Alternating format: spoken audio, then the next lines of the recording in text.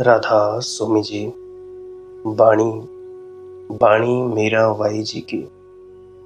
आज की सत्संग वीडियो का विषय है, सचखंड के सबसे करीब कौन सी जीवात्मा होती है। भक्त और भगवान में कब दूरी नहीं रह जाती है। तो चलिए इसी विषय के संदर्भ में आज की सत्संग वीडियो आरंभ करते हैं। गुरु प्यारी सत्कार योग सत्संगत जी, दो तत्वों को हमेशा याद रखना सबसे ज्यादा जरूरी है। कौन से तत्व?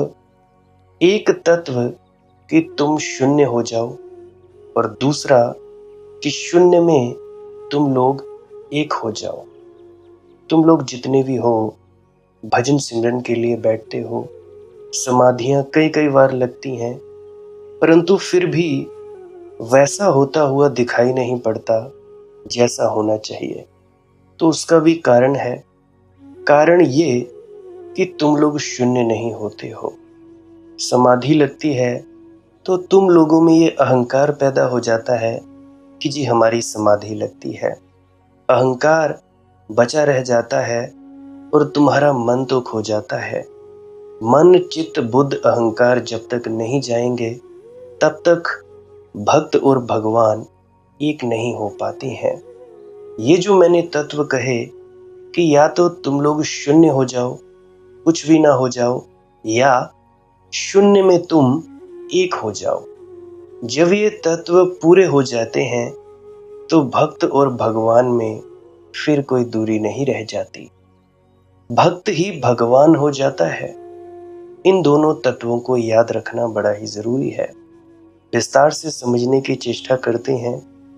पहला कि शून्य हो जाओ, ना कुछ हो जाओ। और जब तुम लोग शून्य हो जाओगे तो एक होना बहुत कठिन ना रहेगा। शून्य में अपने आप एक का आविर्भाव हो जाता है, क्योंकि शून्य में खंड नहीं हो सकते, शून्य के टुकड़े नहीं हो सकते। तुम अगर दो शून्यों को पास रखो तो एक शून्य बचेगा, जल्दी ही एक शून्य बन जाएगा। दो शून्यों को दूर रखने वाली कोई सीमा नहीं है। तुम अगर 50 शून्य भी रखो, वे भी एक ही हो जाएंगे। इसीलिए तो गणित में तुम एक शून्य, दो शून्य, तीन शून्य, कितने ही शून्य जोड़ो, बचता क्या है? एक ही शून्य बचता है। 10 शून्य जोड़ने से 10 शून्य नहीं बनते, एक ही बनता है। शून्य का एकता स्वभाव है। तो पहले तो शून्य हो जाओ, यानी निरअहंकार, और फिर तुम अचानक पाओगे तुम्हारे भीतर एक तत्व का उदय हुआ। तुम्हारे भीतर एकता सधी। इस एकता का ही पूरा शास्त्र योग है। योग यानी जुड़ जाओ, एक हो जाओ। तो भक्ति का सारा जोड़ है शून्य हो जाओ। योग का सारा जोड़ है एक हो जाओ। अगर तुम लोग शून्य हो जाओ तो एक हो जाओगे। अगर तुम लोग एक हो जाओ तो शून्य हो जाओगे।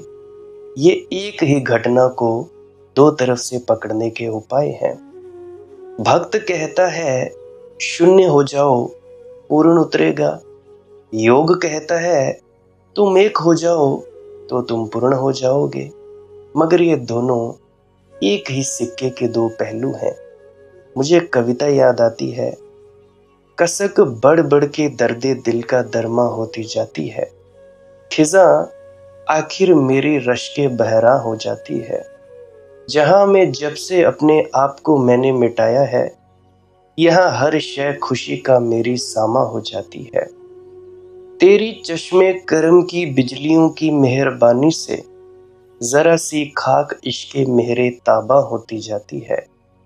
जहां का जर्रा जर्रा नूरे जलवा से चमक उठा, जमी खुर्शीद से बढ़कर दरकशां होती जाती है। कसक बढ़ बढ़ के दर्दे दिल का दरमा होती जाती है। खिजा आखिर मेरी रश के बहारा होती जाती है। दर्द बढ़ते बढ़ते ही दवा हो जाता है। पीड़ा बढ़ते ही बढ़ते एक ऐसी घड़ी आ जाती है कि उसी पीड़ा में तुम डूब जाते और मिट जाते। वही इलाज है, तुम्हारा मिट जाना तुम्हारा इलाज है। अब जो जो ये समझता है कि मैंने समाधि लगाई, तो वो समाधि लगी नहीं, तुम तो बचे, तुम्हारा जीव भाव तो बचा। तो जब तक तुम लोगों का जीव भाव बचा है, तब तक इतनी बात जरूर समझ जाना कि अभी समाधि पूर्णतया से नहीं लगी। अभी जितनी भी समाधि तुम्हारी लगी है, एकाग्र हो जाने के बाद, एक को समर्पित कर जाने के बाद, किसी शख्सियत, किसी गुरु, पीर, पैगंबर या तुम्हारा ही कोई प्यारा हो, उसके कारण लगी है। इसके बाद भी एक घटना है, इस कल्पना रूपी समाधि को तोड़ना पड़ेगा। इसके बाद तुम खो जाओगे, तुम्हारा होना खो जाएगा। ऐसे ही खो जाएगा जैसे तुम गाढ़ी नींद में सोते हो और सब खो जाता है। कुछ बचता है? ना तो तुम बचते हो, ना तुम्हारे सपने बचते हैं, ना तुम्हारी बुद्धि, ना तुम्हारे ओहदे, ना तुम्हारी धन दौलत, कुछ भी नहीं बचता। एक ही हो जाते हो। वही एक अगर जागृत में आ जाए, बस फिर क्या, समाधि तो 24 घंटे चलती है। ऐसा ही होता रहता है एक सिद्ध बुद्ध पुरुष के भीतर। खिजा आखिर मेरी रश के बहारा होती जाती है, फिर तुम्हारा पतझड़ बसंत में रूपांतरित होने लगता है। फिर गए उमस और धूप के दिन, झुक आई बदरिया सावन की, जहां में जब से अपने आप को मैंने मिटाया है। ख्याल रखना, तुम्हारे मिटने में ही सारा राज है। तुम मिटो तो परमात्मा हो जाए, तुम रहो तो परमात्मा मिटा रहेगा। दो में से एक ही हो सकता है, तुम भी और परमात्मा भी। ऐसा नहीं हो सकता, या तो तुम या परमात्मा। अब बहुत से ऐसे व्यक्ति हैं, बहुत से ऐसे दीवाने हैं जो ऐसा सोचते हैं कि परमात्मा कहीं दूर मिलेगा, या अगर हम अंदर भी जाएंगे तो अंदर कोई और बैठा होगा जो परमात्मा रूप में विद्यमान होगा, सिंहासन लगाए, उसके इर्द गिर्द देवी देवता होंगे, उस परमात्मा की टांगे दबा रहे होंगे, कुछ उसको खाना खिला रहे होंगे। ऐसे ऐसे सोच विचार चलती है। मेरी भी वैसी ही चलती थी।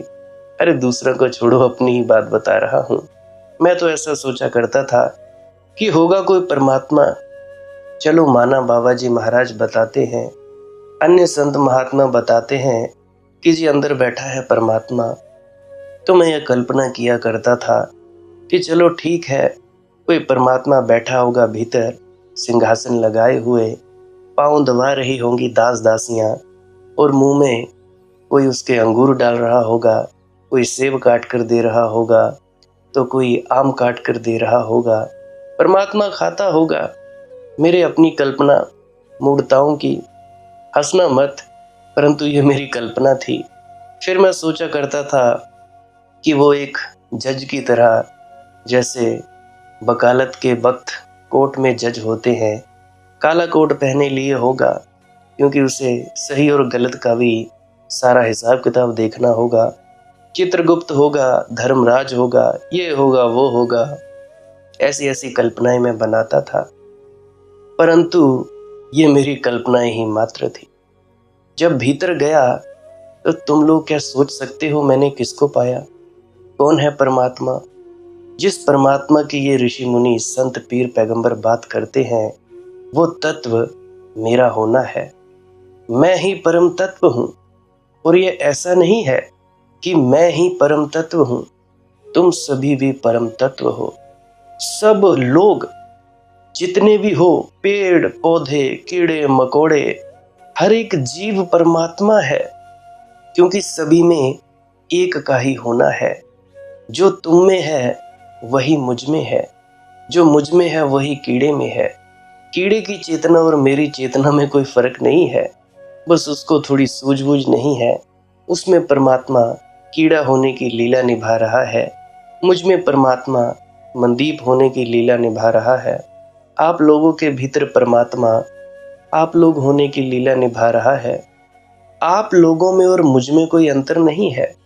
अगर कोई ऐसा समझता फिरता हो कि जी मनदीप कोई ऊंची हस्ती हो गया है, बड़ी करनी वाला है, ये है वो है, जो भी तुम लोग अपने भीतर सारी कल्पनाएं बनाते हो, बिल्कुल भी नहीं। बाहर से शरीर मेरा अलग है, बोलने का तरीका अलग है, मेरा बाकी शरीर का रंग ढंग ढांचा अलग होगा। मैं भारत में हूँ तो रंग मेरा काला होगा, तुम लोग होंगे बाहर की कंट्रीज में, जो विदेश में रहते होंगे रंग सफ़ेद होगा। बस इतना ही भिन्न भेद है। अंतस में अगर मैं बात करूं तो जो तत्व तुम सब में है वही तत्व मुझ में भी है। जैसा कि ऋषि कह उठता है, अहम ब्रह्मस्मि, मैं ही ब्रह्म हूँ। अहम साक्षात पर ब्रह्म, मैं ही ब्रह्म हूँ। मेरा ही पूरी सृष्टि पर, पूरे ब्रह्मांड में, खंडों ब्रह्मांडों में फैलाव है। तब व्यक्ति कह उठता है। परंतु फिर भी ये एक अलग प्रकार की लीला है। समझाने में नाकामयाब हूँ, मैं जानता हूँ। मैं ये भी जानता हूँ कि मैं मूर्खतापूर्ण बातें करता हूँ, फिर भी कुछ न कुछ इशारे दे रहा हूँ। तुम लोग जिसकी खोज कर रहे हो वो तुम ही हो। ऐसे कहा जाता है ना, नो दाई सेल्फ, अपने आप की पहचान करो। Be still and know that I am God. ठहर जाओ और जानो कि तुम लोग जिसकी खोज कर रहे हो वो तुम ही हो। परमात्मा तुम लोगों से अलग नहीं है। बुलिया रब ते तो बख नहीं, पर तेरी वेखण वाली अख नहीं। परमात्मा हमारे से अलग नहीं है। हमारा होना ही परमात्मा है, हमारा अस्तित्व ही परमात्मामय है। हमारे भीतर 24 घंटे जो तत्व है, जो देखता है हमारे इस शरीर को कर्म करते हुए इन इंद्रियों के द्वारा, वो हमारा होना ही है। हम ही आत्मा है। आत्म में राम, राम में आत्म, आत्मा में राम, राम में आत्म, खलक में खालक, खालक में खलक। अब जैसे मछली है, मछली के भीतर भी पानी, बाहर भी पानी, पानी ही पानी, समुद्र ही समुद्र। पानी में जन्मती है, जीती है, मर जाती है। उसी प्रकार से हम सब हैं। हमारी एक अलग आइडेंटिटी बन जाती है, अलग हमारा मैं है। हम कह देते हैं कि जी मैं मनदीप, मैं डॉक्टर, मैं इंजीनियर। खुद को मालिक की हस्ती से अलग समझना, इस मैं को कहते हैं हो मैं, अहंकार। मैं दो तरह के हैं। एक मैं जो तुम लोग कह देते हो कि मैंने किया, मैंने वैसा किया, ऐसा किया, परंतु तुम लोग नहीं जानते कि जो हो रहा है बस हो रहा है। इसके होने या ना होने से कोई फर्क नहीं पड़ता। स्क्रिप्ट लिखी जा चुकी है। कुछ चीजें हैं जो बदली नहीं जा सकती, कभी नहीं बदली जा सकती। जन्मे हो, मरना तो पड़ेगा।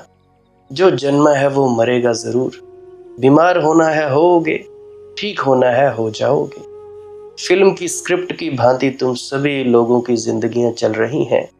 और ये जो तुम अरदासें करते हो, कुछ भी करते हो, ये सब उस मालिक की स्क्रिप्ट में लिखा जा चुका है।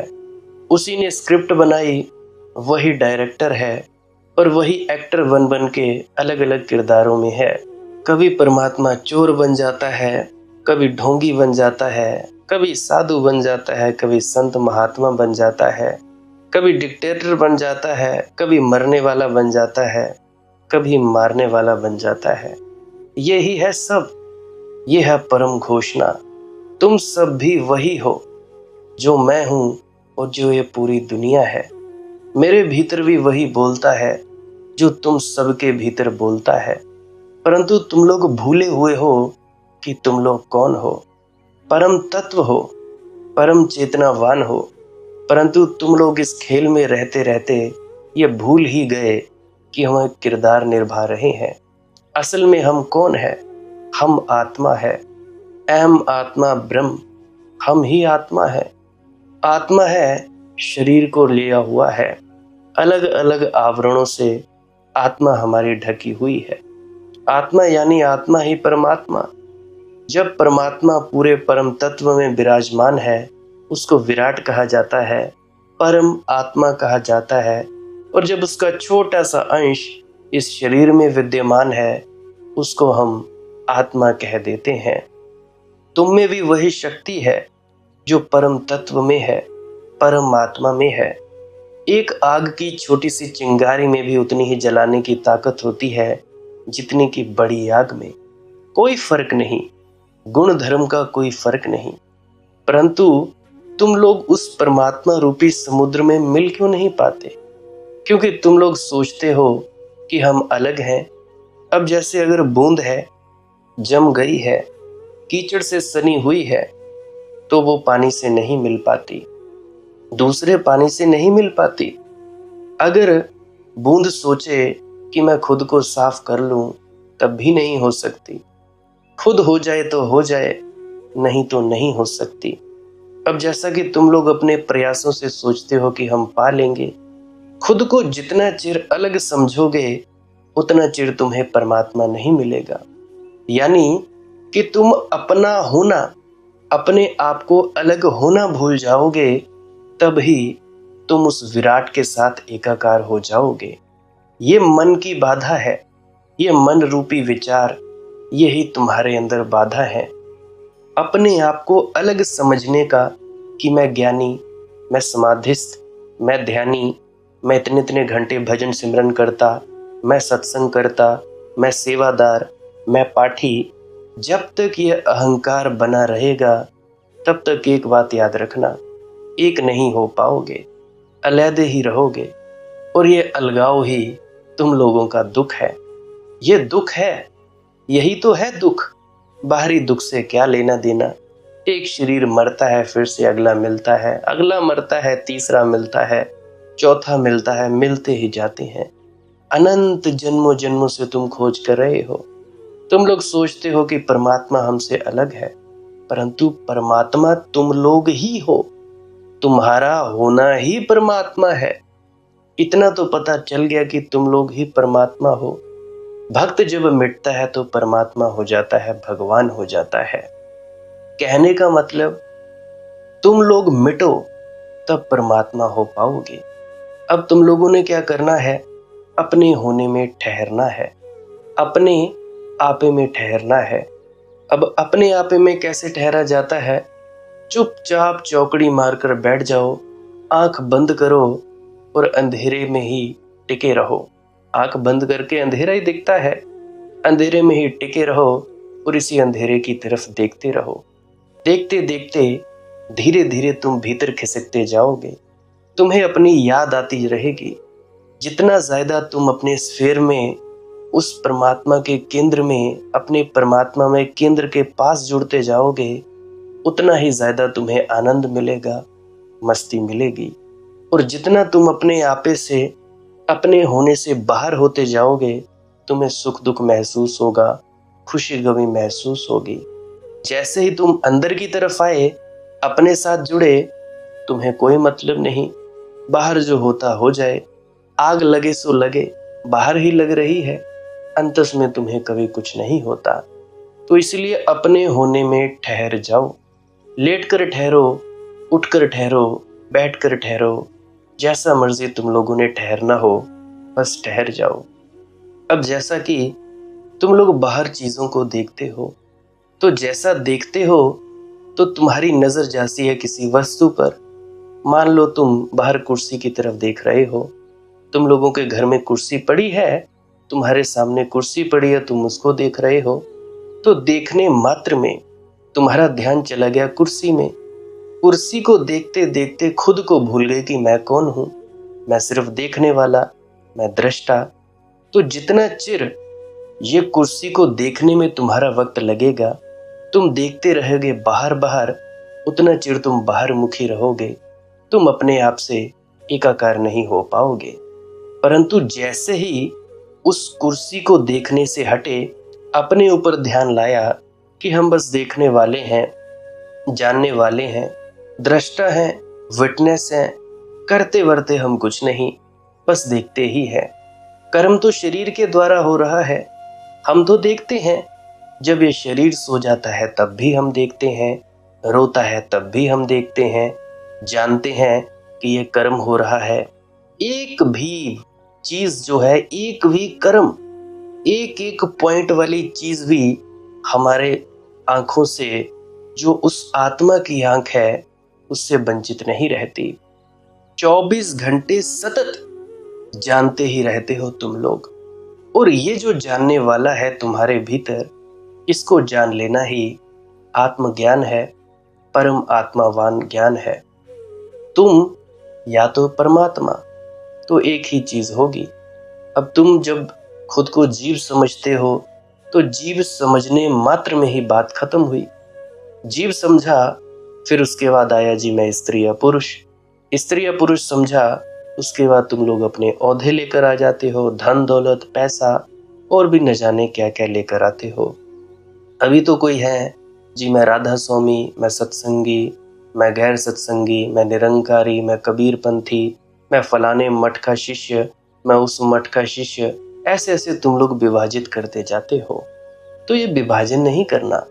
माना तुम लोग किसी एक गुरु के पास जाते हो, माना, परंतु खुद को विभाजित मत करो, भेदभाव में मत पड़ा करो यार। जितना ज्यादा भेदभाव में पड़ोगे, उतना ही ज्यादा बात खराब होती जाएगी। अगर तुम लोगों को कोई व्यक्ति पसंद नहीं आता या नहीं अच्छा लगता, मत जाओ, परंतु उसके बारे में ना तो बुरा बोलो ना भला बोलो। फिलहाल तुम लोगों के अज्ञान के कारण तुम लोग ऐसा समझते हो कि सामने वाला व्यक्ति ऐसा या वैसा। जिस दिन तुम लोगों को खुद का ज्ञान हो जाएगा कि हम कौन हैं, उसी दिन तुम ये भी जान जाओगे कि बाकी लोग कौन हैं। तुम पूरी दुनिया की जानकारी इकट्ठी कर लो, फिर भी अगर तुम लोगों ने खुद को नहीं जाना, कोई बात नहीं हुई। किताबें पढ़ ली, ग्रंथ पोथियां सत्संग सुन लिए, खुद को ना जाना, कोई बात नहीं, फिर तो कुछ भी ना जाना। जहां में जब से अपने आप को मैंने मिटाया है, यहाँ हर शय खुशी का मेरी सामा होती जाती है। तो फिर हर घटना, हर घड़ी आनंद का आधार बनती जाती है। मिटो भर, फिर आनंद ही आनंद है।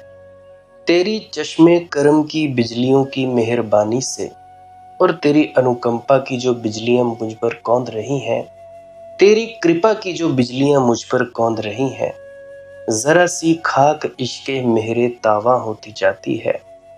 यहाँ प्रेम की जो छोटी सी धूल मैं तेरे चरणों में चढ़ाने को ले आया था, इस धूल का कण कण ऐसी रोशनी से भर गया है कि जैसे सूरज बन गया हो।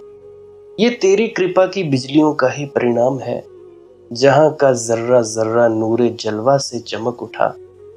और जब तक तुम ना चमक उठोगे नूरे जलवे से, जब तक तुम्हारे भीतर परमात्मा का नूर पूरा प्रकट ना होगा, तब तक तुम्हें उसका नूर बाहर भी दिखाई ना पड़ेगा।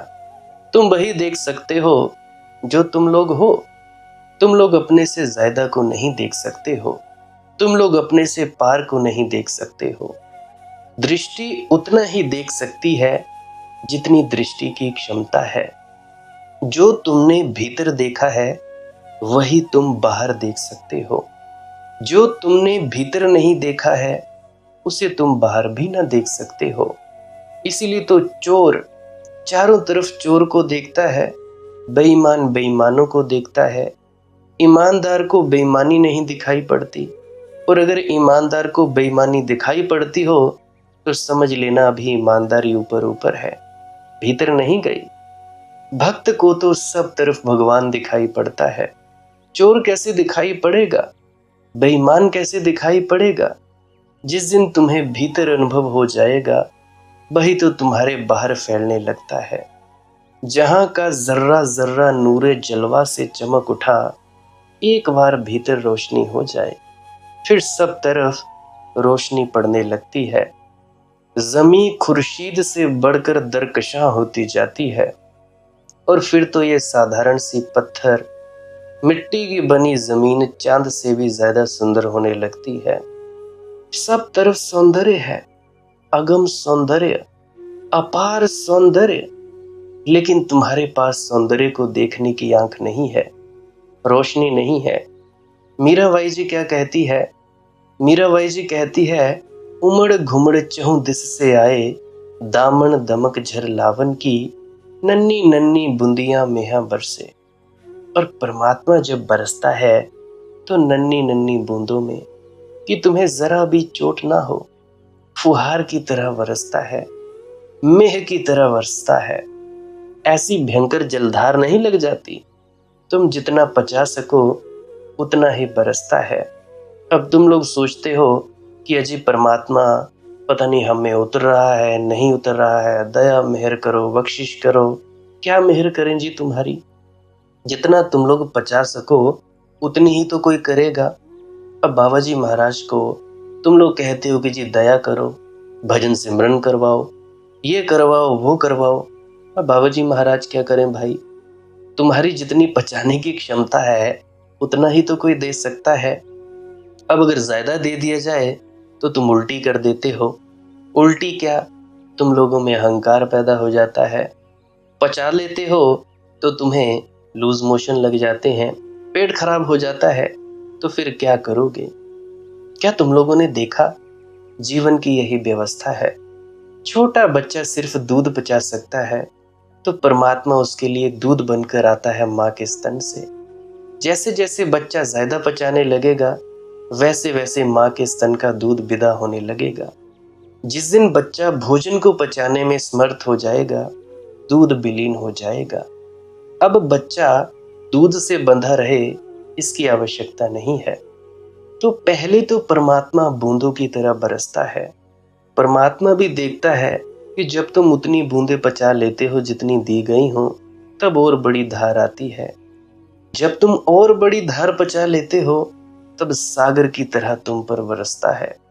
परमात्मा की अनुकंपा प्रतिपल मौजूद है। तुम लोग जितना पचा सकते हो उतना ही तुम लोगों को मिलता है। तुरंत 2 मिनट तुमने ध्यान में बैठे, तुरंत 2 मिनट का आनंद। 10 मिनट बैठे, तुरंत 10 मिनट का आनंद। ये मत सोचा करो कि भाई हमें कुछ बना नहीं, फायदा नहीं हुआ।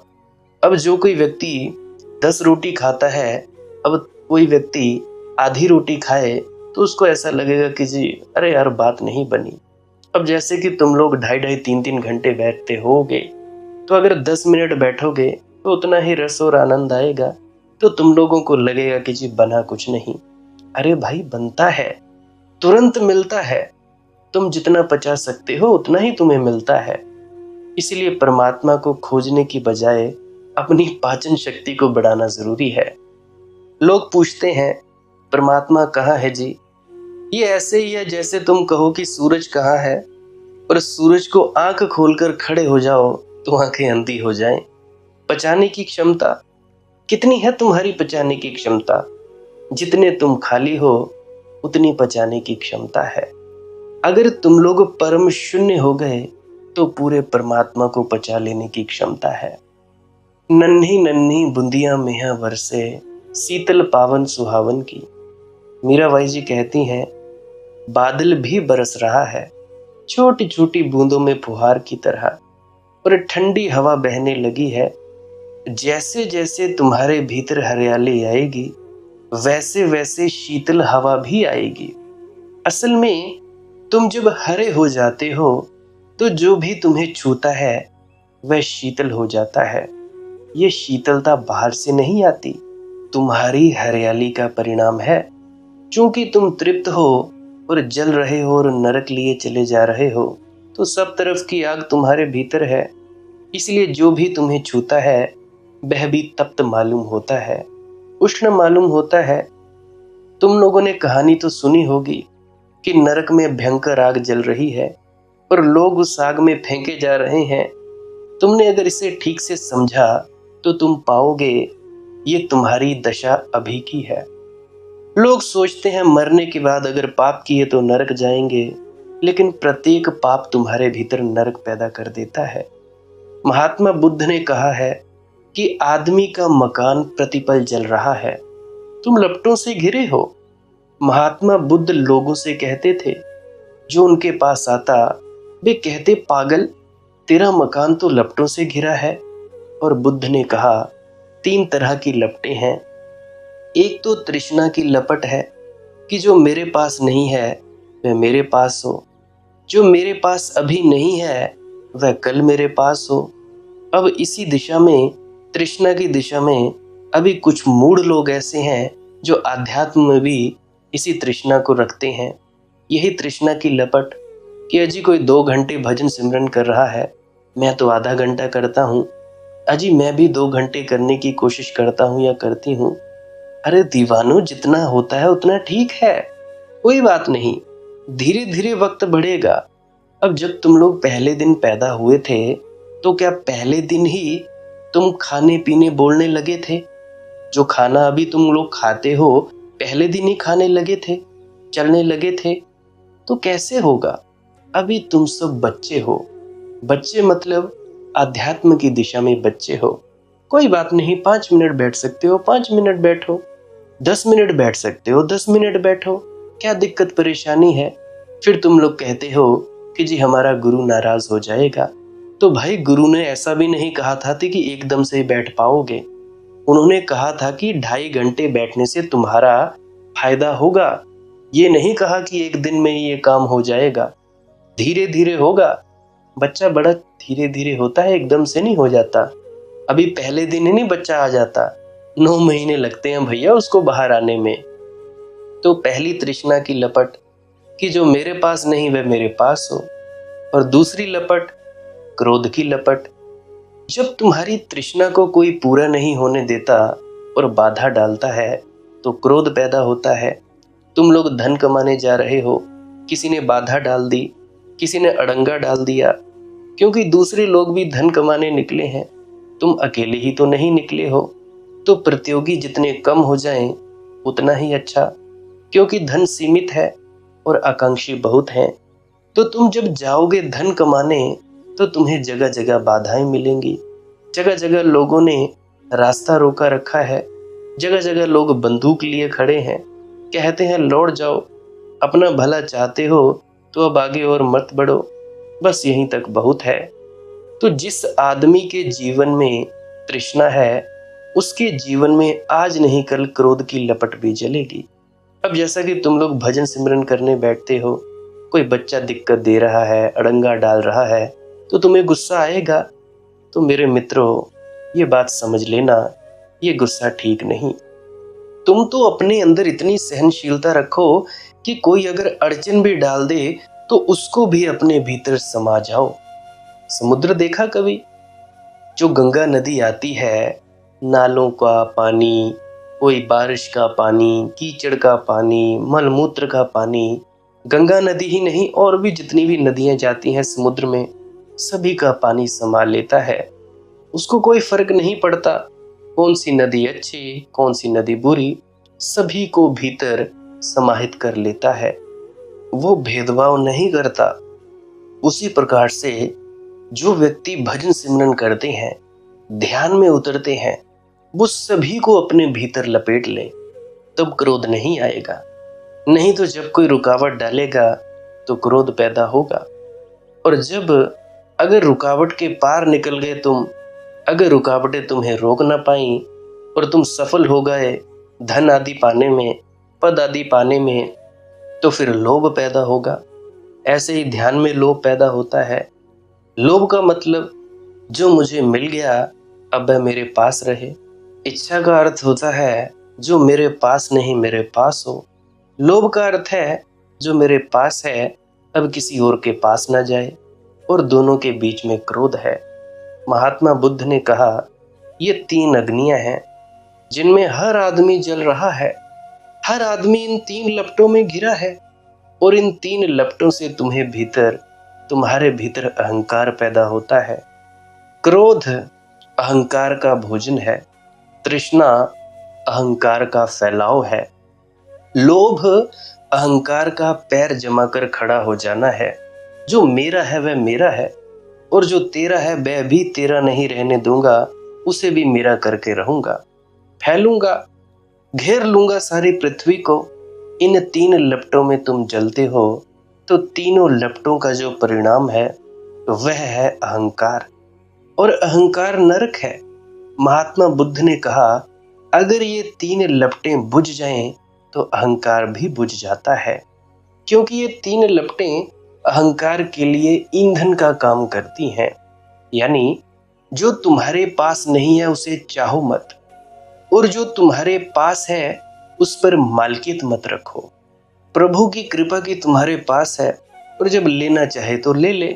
जिसने दिया है वह वापस भी ले ले, तो तुम अड़चन मत डालो। और लोग अगर दौड़ रहे हैं धन पाने और तुम्हारे मार्ग में बाधा डाल देते हैं, तो क्रोध मत करो, क्योंकि तुम भी उनके मार्ग में बाधा डाल रहे हो। तुम्हें मार्ग में पाकर ही तो वे हटा रहे हैं। तो उन जगहों से हट जाओ जहां क्रोध पैदा होता है।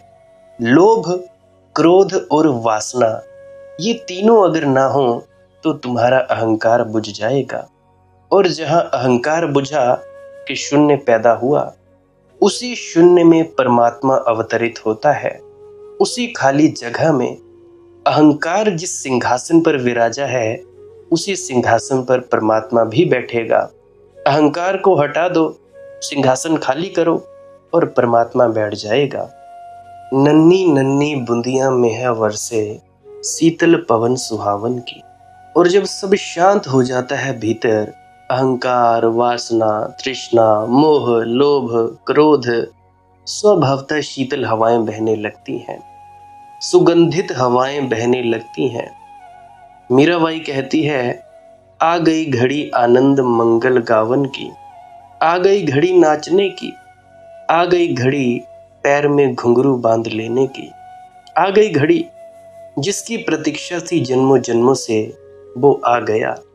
जो इन आंखों ने देखा क्या बताएं, जो इन आंखों ने देखा क्या बताएं, जो गुजरी दिल पे अपनी क्या सुनाएं।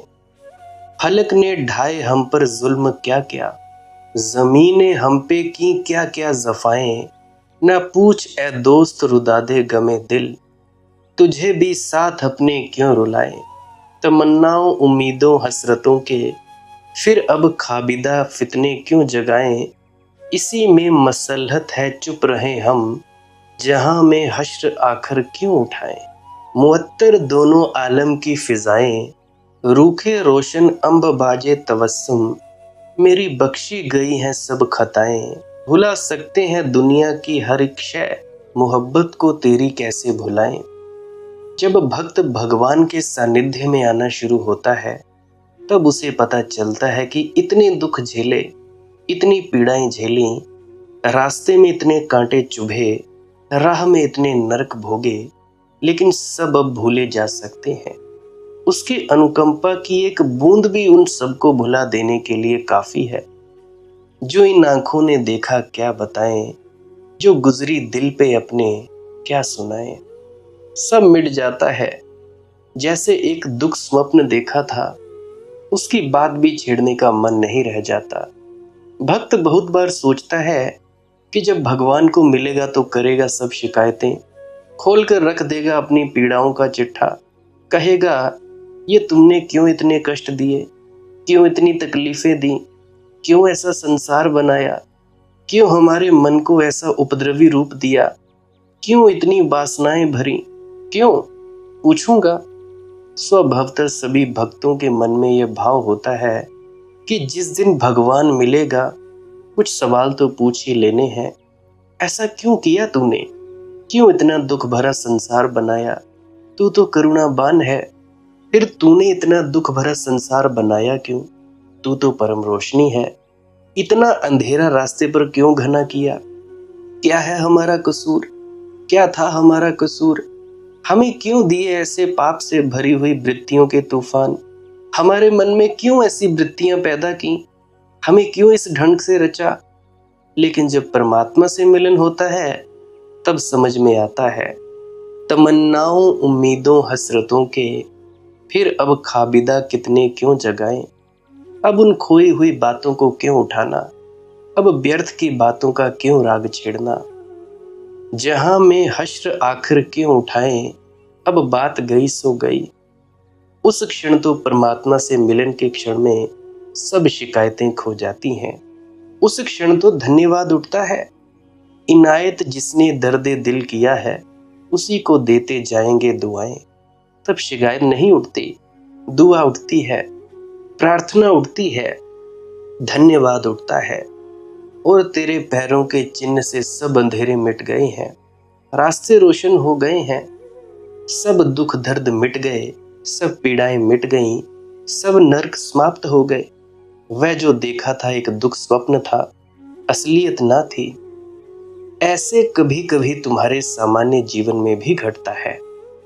अगर कोई स्त्री अपने प्रेमी की राह देख रही तो हजार शिकायतें करती हैं मन में कि इस बार आओ तो ये कहूँ वो कहूँ, कितना रुलाया है, कितना सताया है, कितना गम दिया।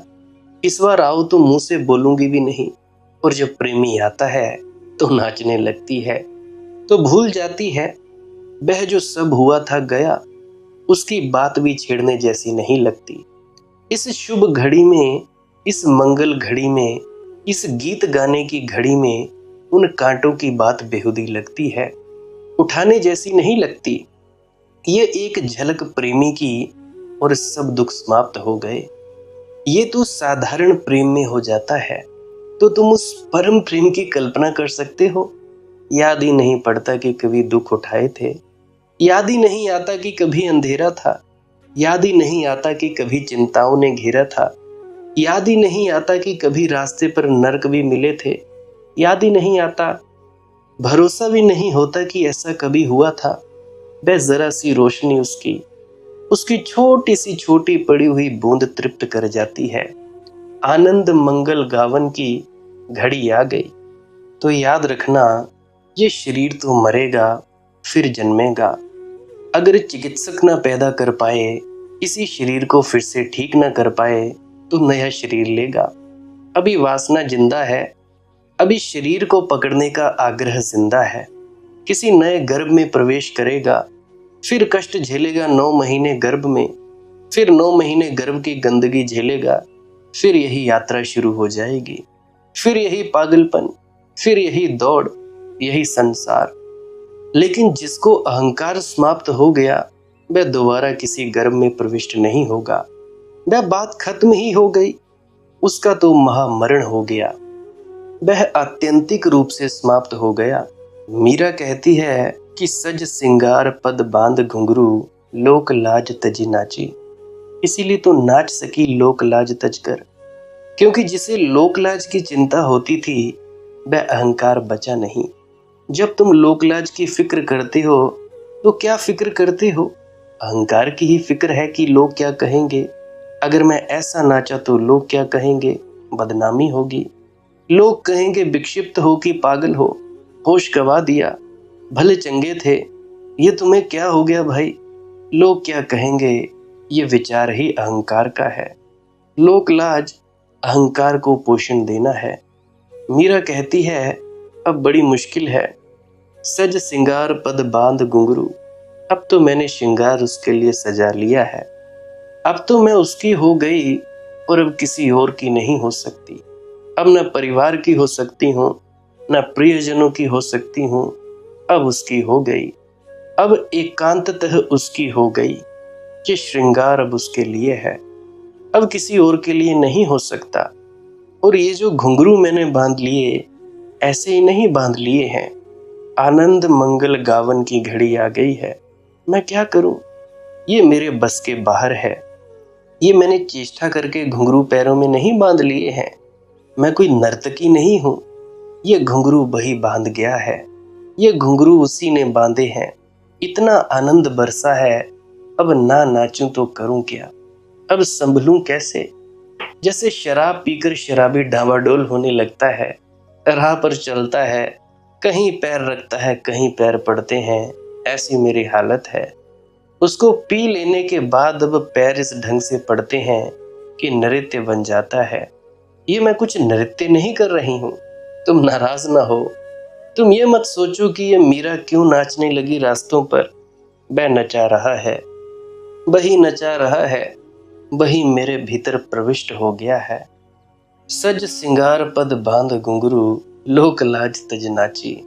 इसीलिए लोकलाज छोड़ सकी, क्योंकि जिसको लोकलाज थी वह तो रहा नहीं, वह मर चुका। यही तो महात्मा बुद्ध ने अपने पिता को कहा था जब 12 वर्ष बाद घर लौटे। पिता नाराज थे और पिता ने कहा, तू मुझे बुढ़ापे में छोड़कर भाग गया, तुझे शर्म नहीं आई क्षत्रिय होकर? और मैं बूढ़ा और तू मेरा अकेला बेटा, और ये सारा राज्य तेरे लिए। और अब मैं थक गया हूं, चल भी नहीं सकता, उठ भी नहीं सकता, आंख से ठीक देख भी नहीं सकता, और ये सारा बोझ मुझे ढोना पड़ रहा है। ये समय मुझे सहायता देने का था, मेरे हाथों की लकड़ी बनाने का था। मैं तुझे अभी भी क्षमा कर सकता हूँ। मेरे भीतर हृदय है पिता का, तू घर वापस लौट आ। बुद्ध चुपचाप सुनते रहे पिता की नाराजगी। तब बुद्ध ने कहा, आप जरा गौर से तो देखें, जो आपका घर छोड़कर गया था वही नहीं लौटा है, ये दूसरा ही व्यक्ति है। महात्मा बुद्ध के पिता नहीं समझ पाए, वे तो और नाराज हो गए। उन्होंने कहा, तू मुझे समझाने चला है, तू मुझे धोखा दे रहा है। मैं क्या अपने बेटे को नहीं पहचानूंगा?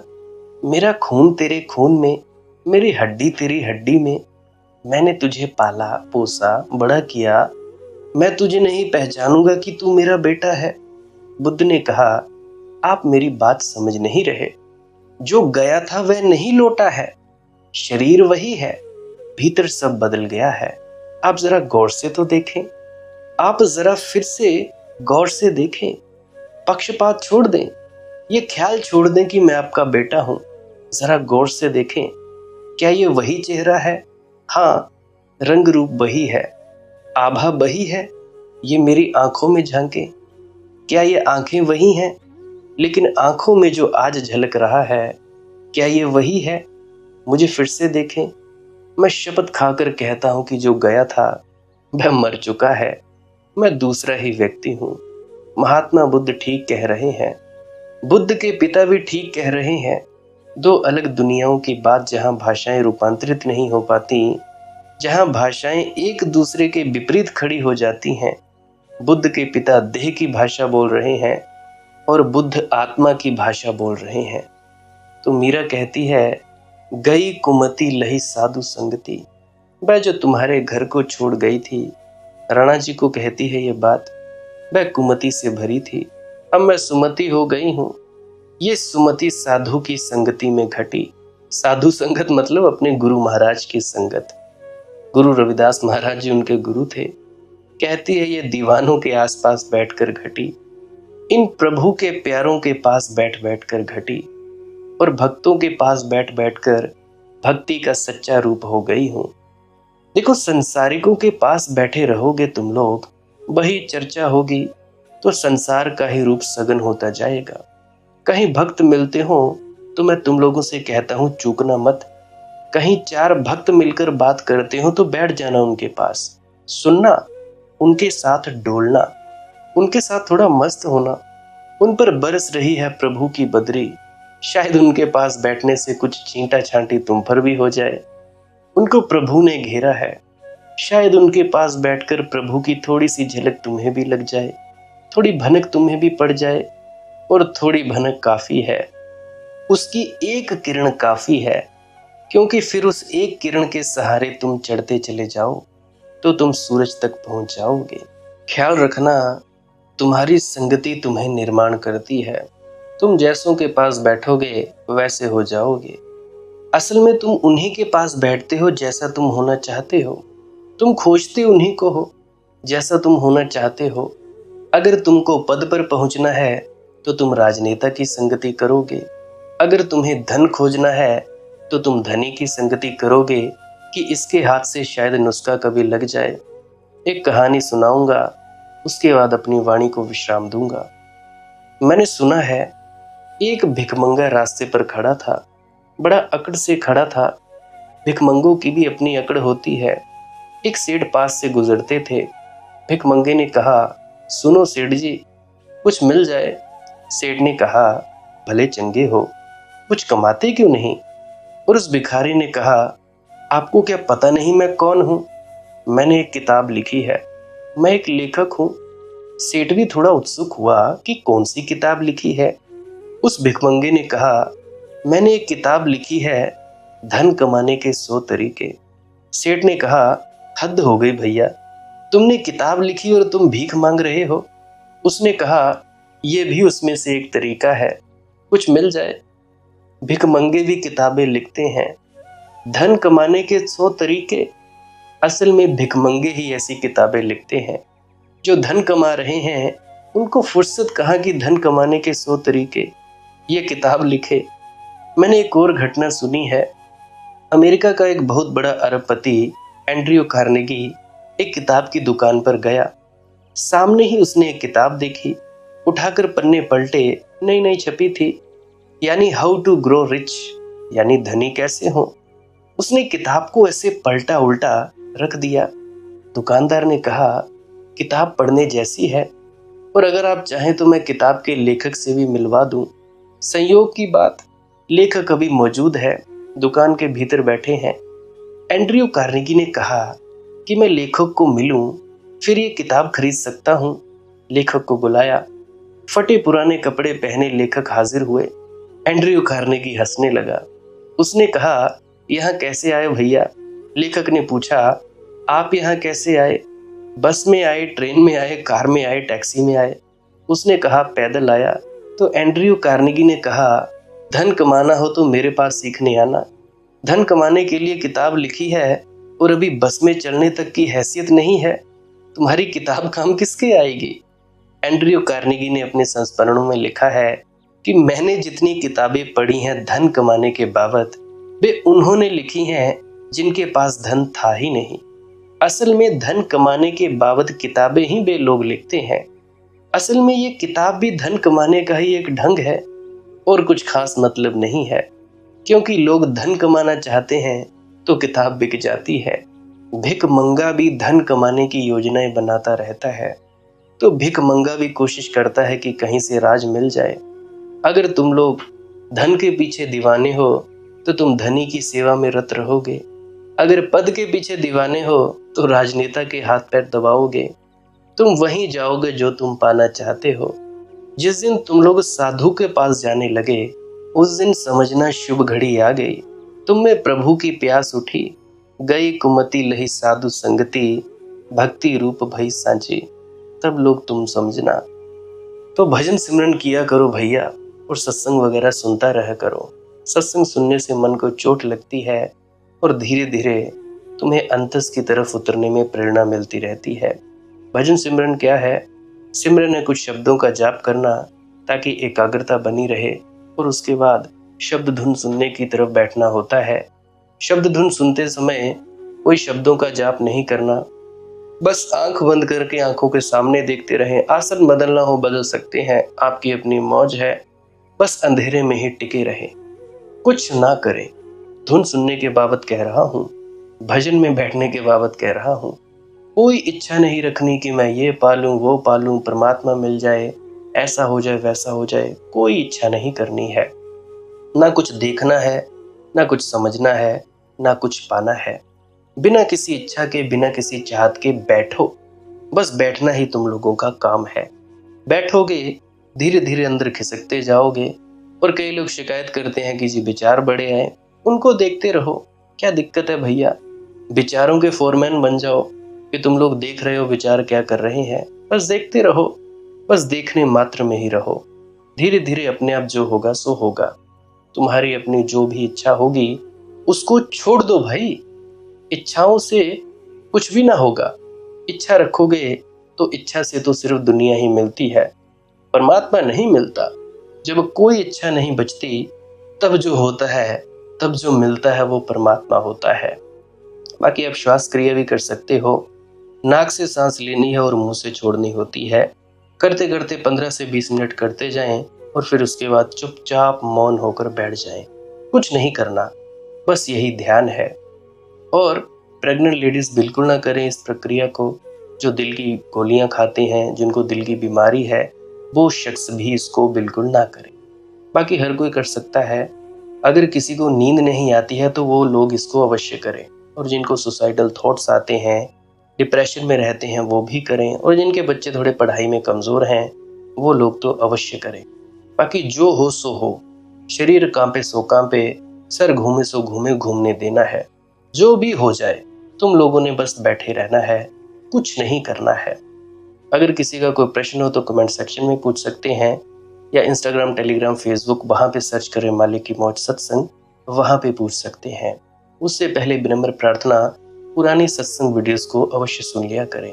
क्या पता आपकी किसी पुरानी वीडियो में कोई प्रश्न का जवाब मिल जाए। एक बार न समझ आए, बार बार सुनो, 5 बार, 6 बार, 10 बार, जितनी बार भी आपकी मौज है सुनते रहो। समझ नहीं आएगा तो कम से कम ध्यान में तो उतर जाओगे। बाकी आपकी अपनी मौज है। लाइक कर सकते हैं इस वीडियो को अगर आप जी को कुछ भी सीखने को मिला है, और कमेंट सेक्शन में राधा स्वामी जरूर लिखें। सब्सक्राइब कर सकते हैं इस चैनल को अगर रोज रोज नए नए सत्संग सुनना चाहते हैं। सत्संग का वक्त रहता है सुबह 5 बजे। जो कोई खुशकिस्मत भाग्यशाली जीव है वो सुन सकता है। बाकी आपकी अपनी मौज है, शेयर करना हो तो कर दीजिए, नहीं तो कोई बात नहीं। आप मुझे इतने अंत तक सुनते हो, इतने अंत तक सुनने के लिए बहुत बहुत शुक्रिया, बहुत बहुत धन्यवाद, और मुबारक हो आपको। आपने उस अमृत को ग्रहण किया, बहुत बहुत धन्यवाद। अब मैं आपसे इजाजत चाहता हूँ। आप सभी के भीतर बैठे परमात्मा को प्रणाम, मेरा प्रणाम स्वीकार करें। राधा स्वामी जी।